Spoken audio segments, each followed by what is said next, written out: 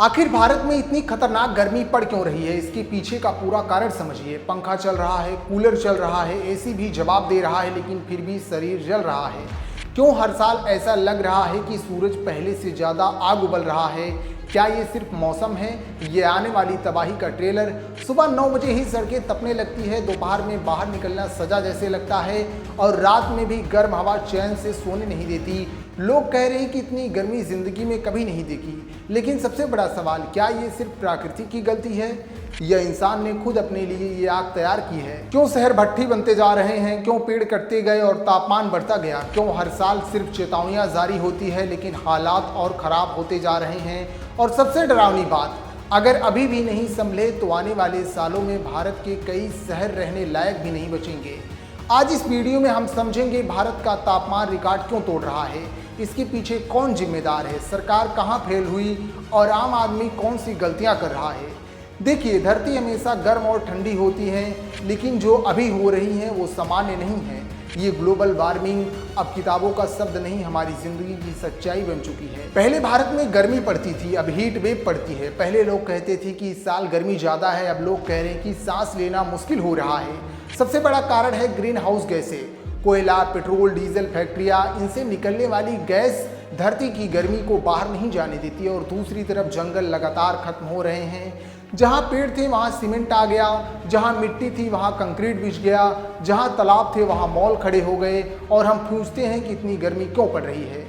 दिल्ली, लखनऊ, मुंबई जैसे शहर अब अर्बन हीट आइसलैंड बन चुके हैं। सीमेंट और डामर दिन भर गर्मी सोखते हैं और रात भर छोड़ते हैं, इसलिए अब रात में भी राहत नहीं मिलती। एक बड़ा पेड़ आसपास का तापमान 2 से 5 डिग्री कम कर देता है, लेकिन हमने हाईवे, बिल्डिंग और माइनिंग के लिए लाखों पेड़ काट दिए। प्राकृतिक का प्राकृतिक एसी हमने खुद खत्म किया, पानी के साथ भी हमने खिलवाड़ किया। तालाब खत्म, झील खत्म, भूजल खत्म और जहां नमी खत्म वहां गर्मी और ज़्यादा खतरनाक लगती है।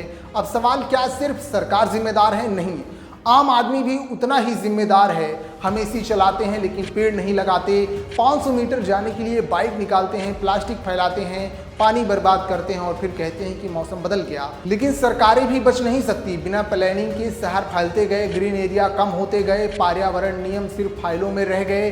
क्लाइमेट चेंज को भविष्य की समस्या समझा गया, जबकि ये आज की सबसे बड़ी चेतावनी बन चुका है।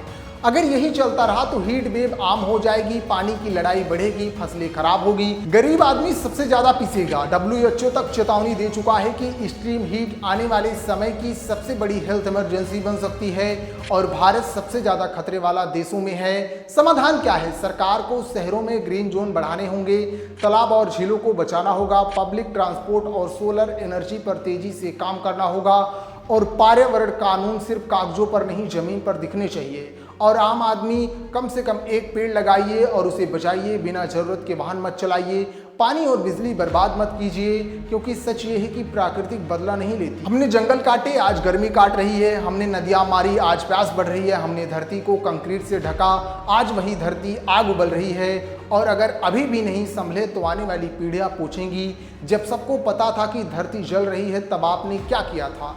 सोचिएगा जरूर, क्योंकि भारत सिर्फ गर्म नहीं हो रहा है, भारत धीरे धीरे उबल रहा है। वैसे इस पर आपकी क्या राय है? कमेंट बॉक्स में अपनी राय जरूर दें और देश दुनिया की खबरों से वाकिफ होने के लिए हमारे चैनल को सब्सक्राइब जरूर करें। जय हिंद।